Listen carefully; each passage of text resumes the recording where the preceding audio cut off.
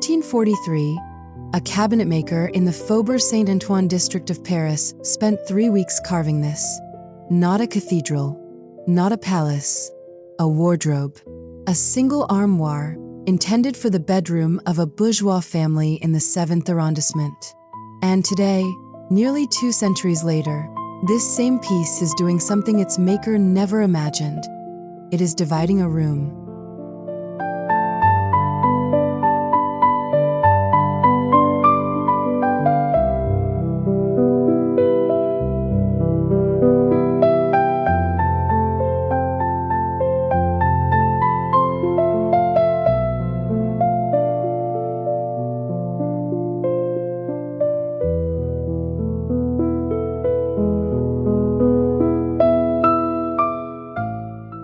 In today's episode of Authentic Paris Living, we're exploring one of the most elegant and misunderstood pieces of French furniture history, the Louis Philippe Armoire.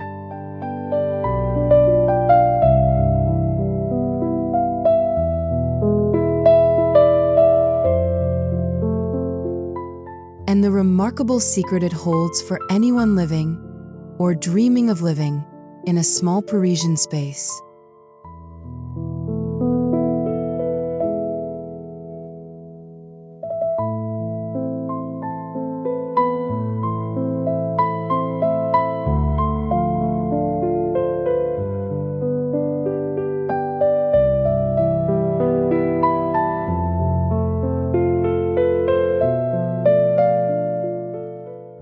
Most people, when they think about making a small apartment feel larger, think about removing things, minimizing, emptying, and there's truth in that.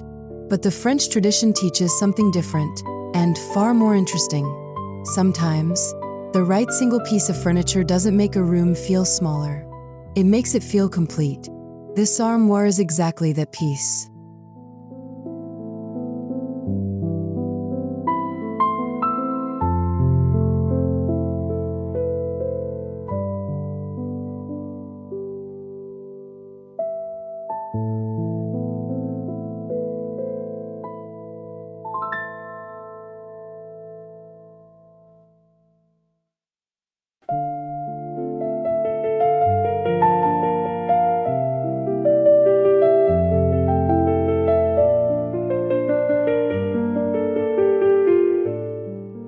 Louis Philippe and his ERA. To understand the Louis Philippe armoire, we need to spend a moment in Paris of the 1830s and 1840s. Louis Philippe, the citizen king of France, reigned from 1830 to 1848, a period of rapid industrialization, growing middle-class prosperity, and a quiet revolution in how ordinary Parisians furnished their homes. For centuries, fine furniture had been the exclusive domain of aristocracy and royalty, gilded, ornate, overwhelmingly decorative. But under Louis Philippe, a new client emerged, the bourgeoisie, educated, prosperous, tasteful, and practical.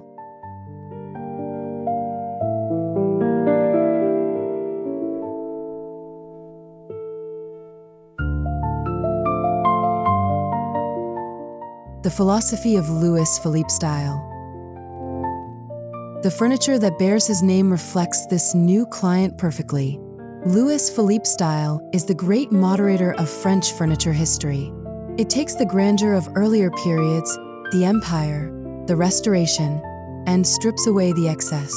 What remains is something rare, furniture that is simultaneously dignified and livable. The signature element is the downsizing, a soft, double-curved molding that runs along the edges of drawer fronts, door panels, and cabinet frames. Not sharp, not flat, a gentle wave, like a breath held and slowly released. And the wood, almost always solid walnut, dark, warm, honest. No veneer theatrics, no gilt, just the grain of a tree, shaped by a craftsman who understood that beauty and utility are not opposites.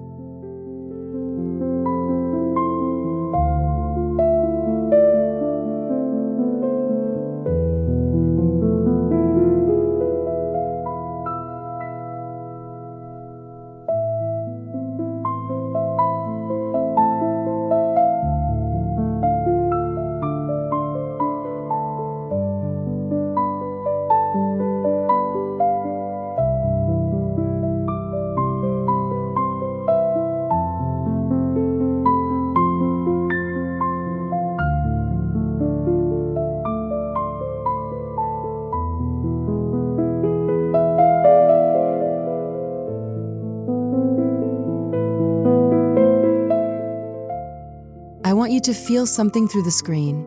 If that's possible, run your finger along the edge of any Louis Philippe piece you can find.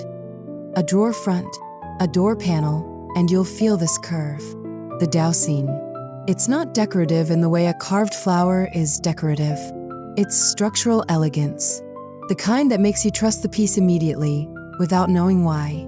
That trust, that sense that something was made to last, is exactly what a small apartment needs. 2.4. The Armoire in Parisian life.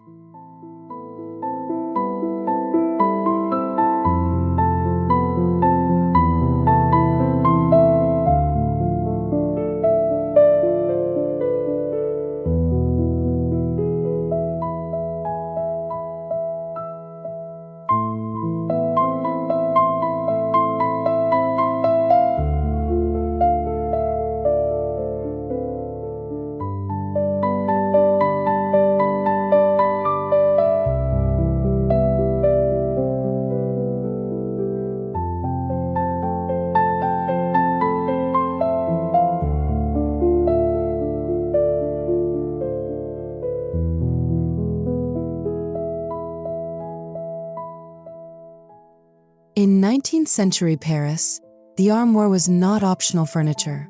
It was architecture. Parisian apartments of the period had almost no built-in storage. No closets in the American sense. No fitted wardrobes. The armoire was the storage system for clothing, for linen, for the accumulation of a family's daily life. And because it carried so much responsibility, it was built accordingly.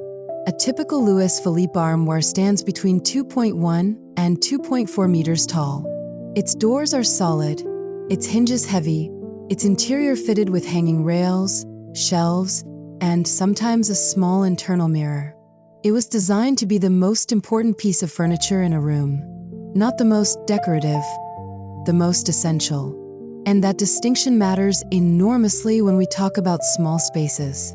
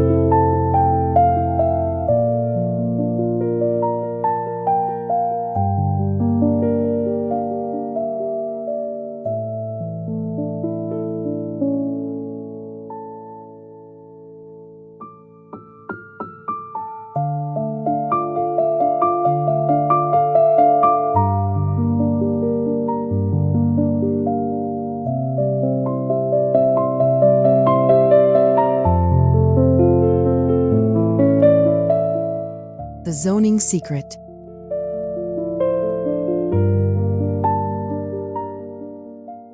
In a small apartment, the most common design instinct is horizontal zoning, using rugs, lighting, or furniture arrangement to suggest different areas on a single flat plane. This works, but it has a ceiling, quite literally.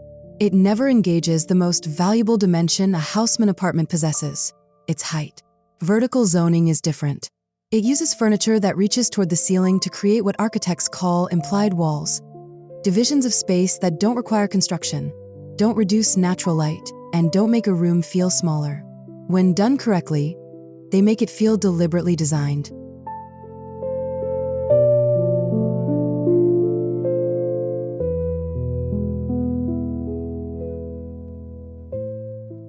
The armoire as a wall. Position 1. The armoire against the wall. Traditional, safe, and largely a waste of its potential in a small space.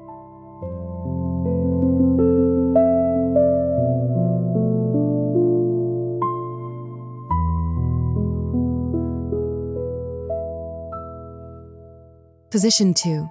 The armoire perpendicular to the wall, projecting into the room like a peninsula. Suddenly, you have two rooms.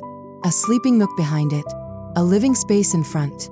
No construction, no permits, no permanent changes to an apartment you rent.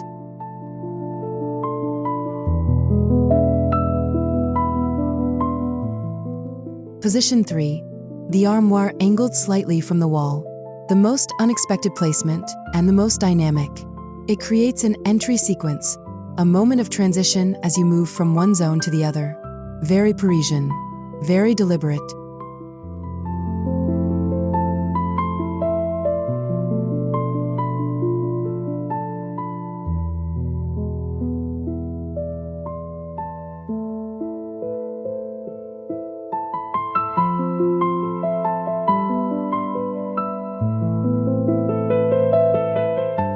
Light and the mercury glass mirror. There is one detail of the Louis Philippe armoire that most people overlook entirely, and it is perhaps the most useful in a small space. Many original pieces include an interior mirror in aged mercury glass. Not a vanity mirror, an architectural one. When the armoire doors are open, this mirror faces outward into the room, reflecting light from the window and pushing it deep into areas the sun would never naturally reach. In a small apartment, this is not a cosmetic detail. It is a light management system that a 19th century craftsman built into a wardrobe, and it still works perfectly today.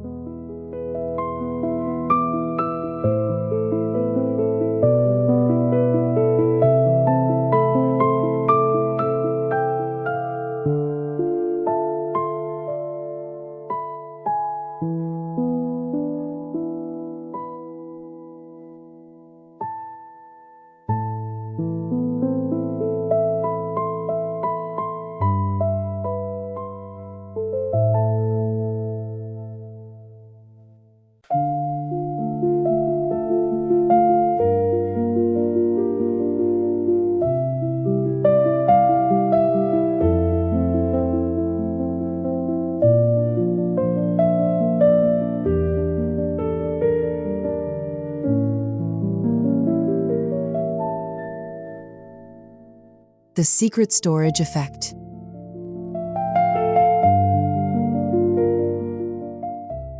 Here is something I hear constantly in the comments, and you may feel this too. The fear that a small apartment will always look cluttered, that there simply isn't enough space to put things away with any dignity. And this is where the armoire answers a question that modern flat pack storage never quite does. One armoire, one single piece, replaces 4 or 5 smaller storage units. The visual noise disappears, the room breathes, and everything you need is behind 2 beautiful walnut doors.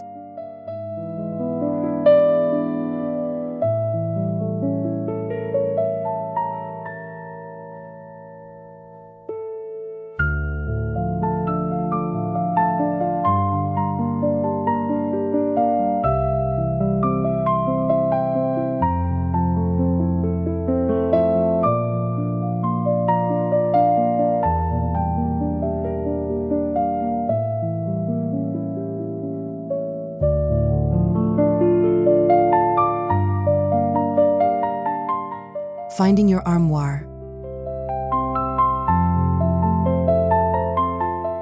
Now, the question I know you're asking, where do you actually find one of these? And what should you expect to pay? Let me be very direct with you, because the answers are better than you might think.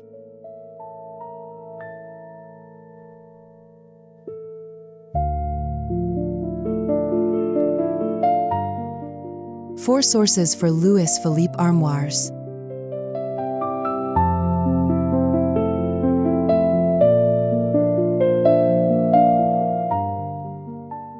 Source 1. French flea markets. The Marché aux Excuses de Saint-Antoine at Porte de Clignancourt is the largest antique market in the world. A genuine Louis Philippe armoire in good condition will typically sell for between €300 and €800 here. Not €3,000. Not €8,000. This is attainable furniture.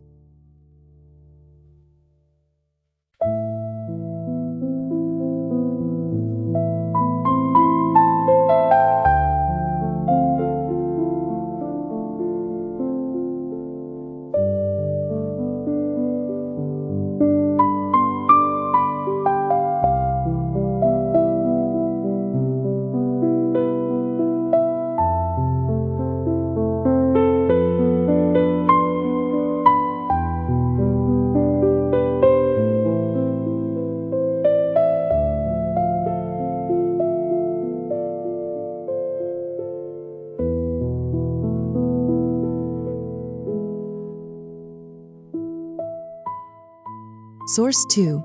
French online marketplaces.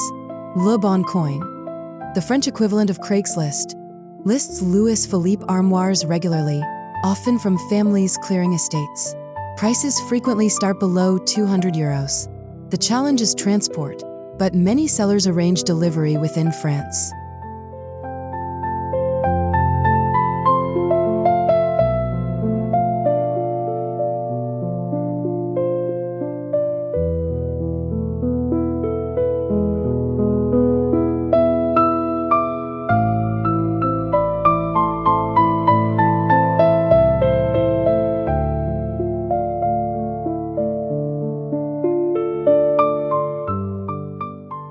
Source 3.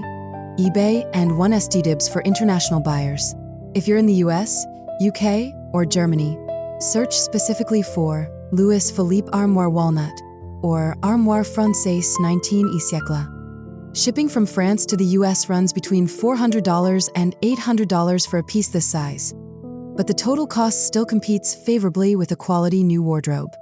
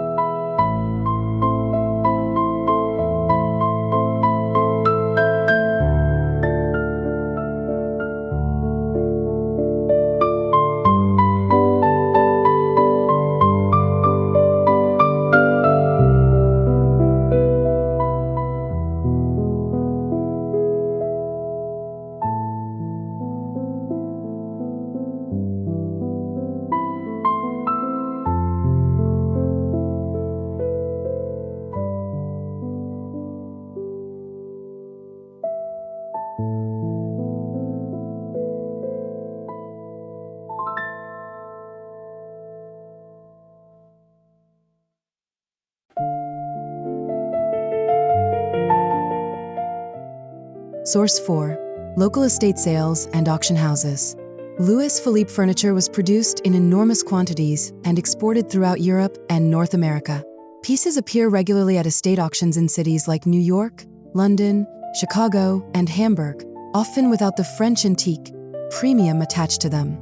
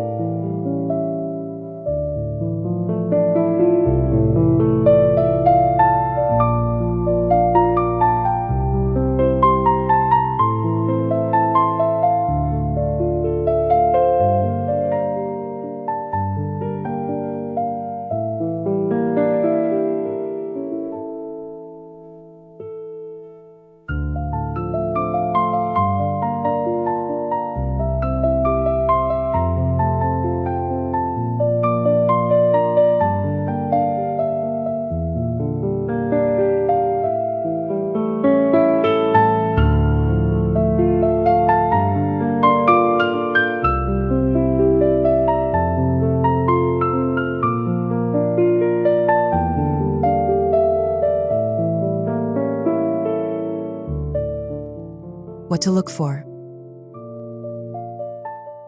When you're examining a Louis Philippe armoire, check 4 things.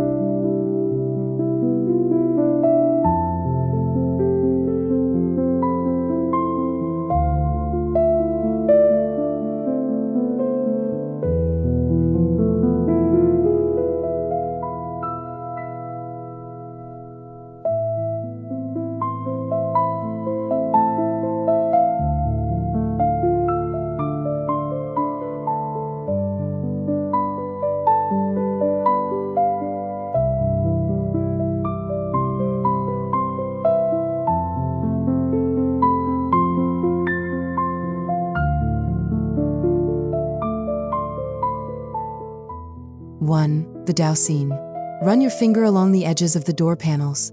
The curve should be smooth and consistent, not sharp, not flat. If it's been painted over or sanded down, the character is compromised.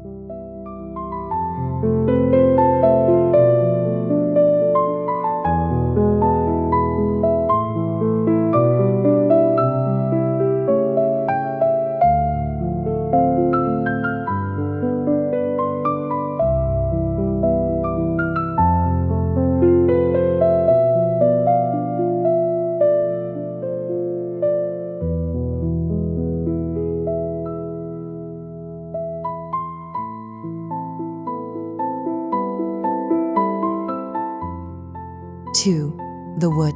Genuine pieces are solid walnut, not veneer, not painted pine pretending to be something else. Look at the interior sides.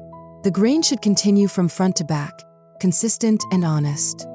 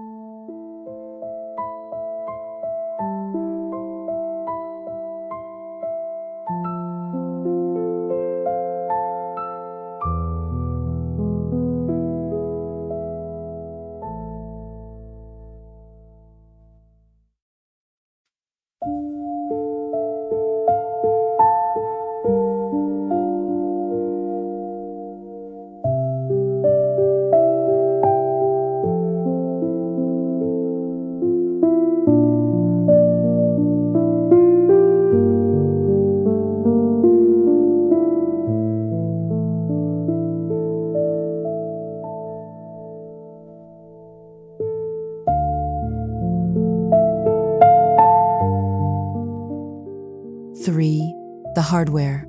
Original brass or bronze hinges and escutcheons are a sign of authenticity. Replaced hardware isn't disqualifying, but original hardware adds both value and atmosphere.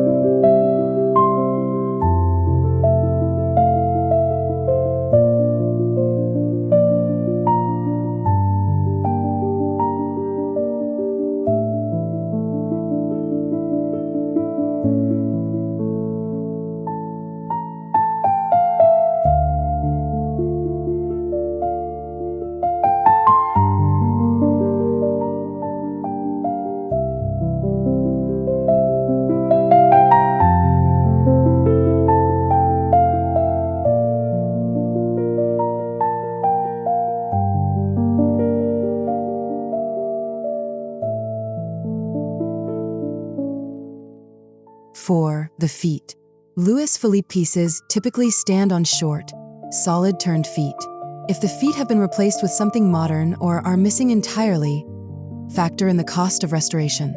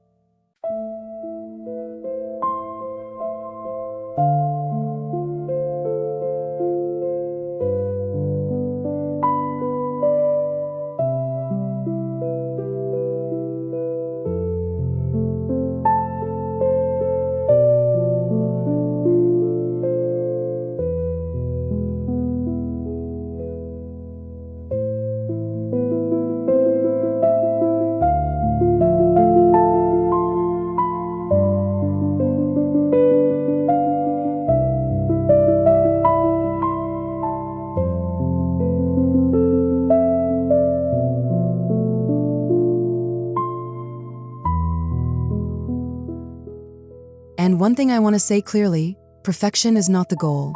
A Louis Philippe armoire with a small crack in one panel, or a key that no longer turns, or a hinge that needs replacing, that is not a damaged piece. That is a piece that has been lived with. And in a small Parisian apartment, furniture that has been lived with is always more interesting than furniture that hasn't.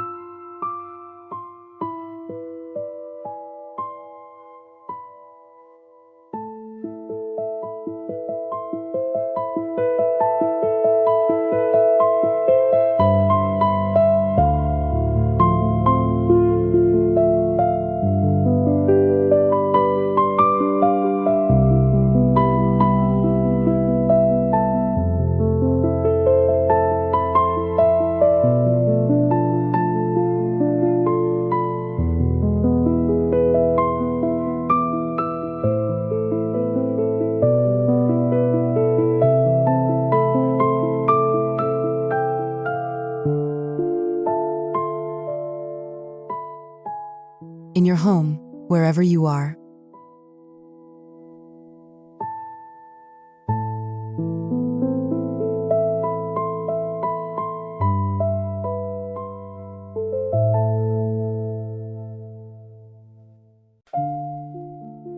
I want to speak now to those of you who are in the middle of a transition, perhaps moving from a larger home to a smaller apartment, and wondering how to carry the scale and the character of your old life into a new, more compact space.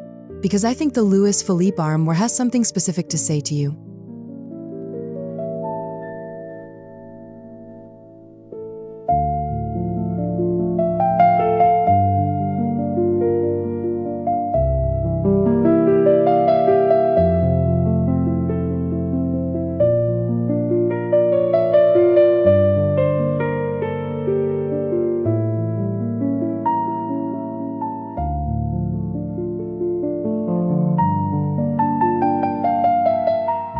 Practical applications.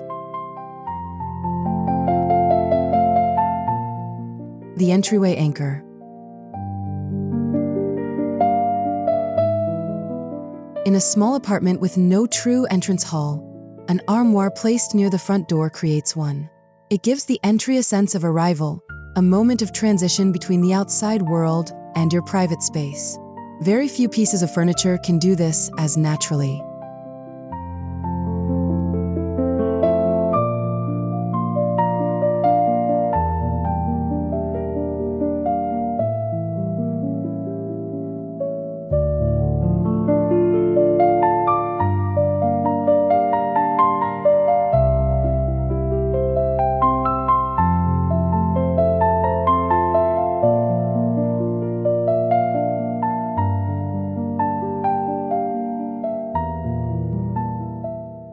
The library wall.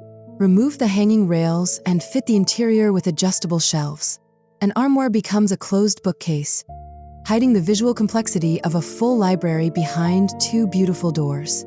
Open them when you want access, close them when you want calm.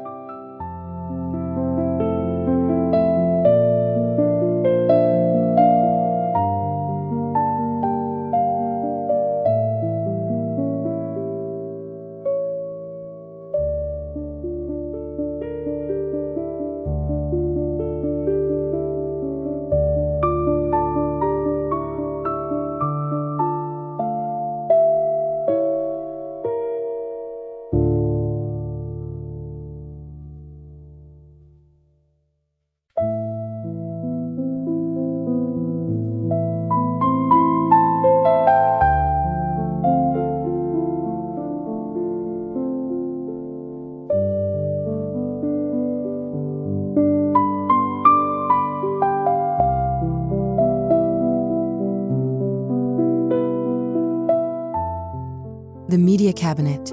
With a small modification, a cable hole drilled in the back panel, an armoire houses a television and all its components invisibly. When the doors are closed, there is no television in the room. There is only a 19th century armoire. Trace Parisian.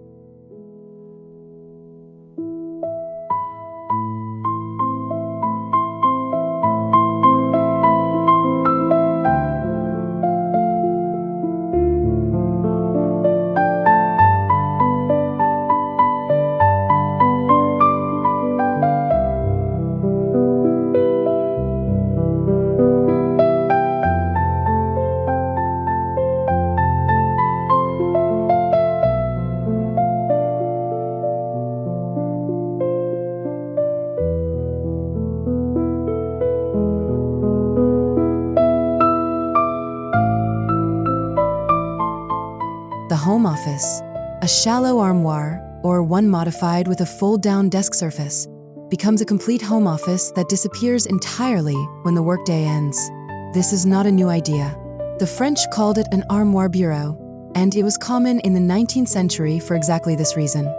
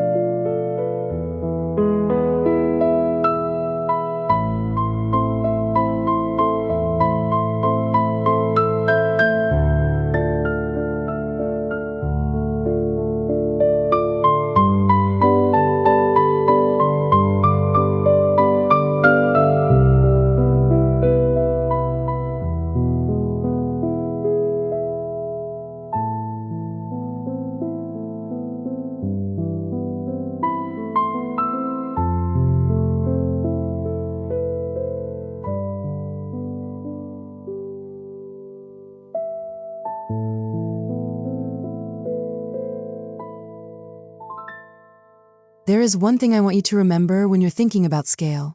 People often worry that a piece this tall, 2 meters, 2.2 meters, will overwhelm a small room. But I've seen the opposite happen again and again. A large piece of furniture with presence and proportion doesn't make a small room feel crowded. It makes it feel considered. It says, someone chose this. Someone understood what this room needed. That's the difference between a small apartment that feels accidental and one that feels intentional. And intentional is always beautiful.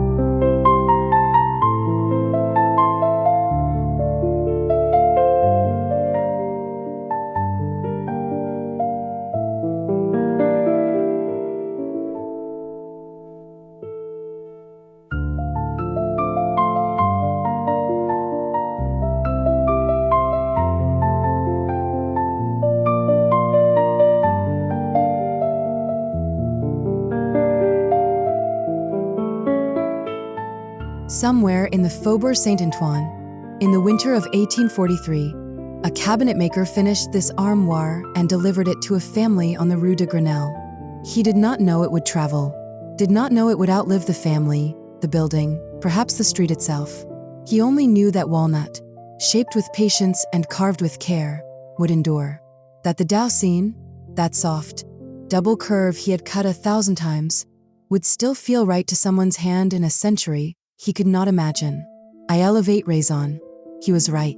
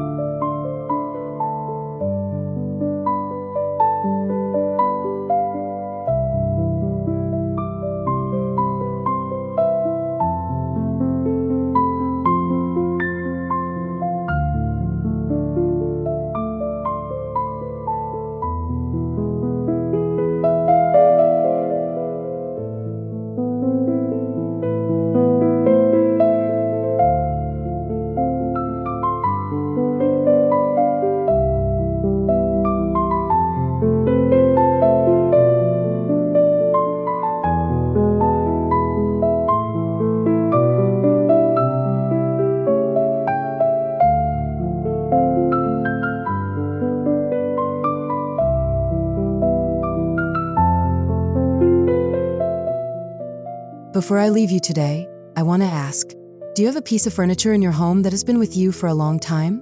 Something inherited, something found, something that has moved with you from house to house? Tell me about it in the comments. I'm genuinely curious because I think those pieces, the ones that travel with us, are the ones that make a space feel like home more than anything else we could buy.